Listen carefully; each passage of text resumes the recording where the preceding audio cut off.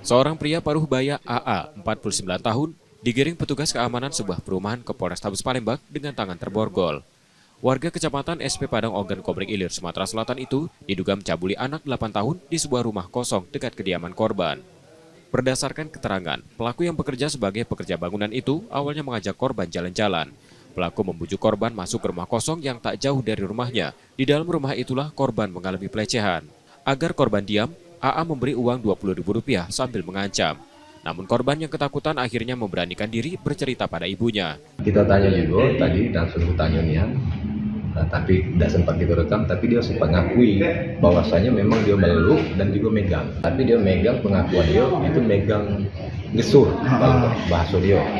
Gesur megang itu dia sampai ke bawah. Sempat dikasih uang 20.000. AA kini dalam penanganan unit PPA Polrestabes Palembang untuk menjalani pemeriksaan lebih lanjut.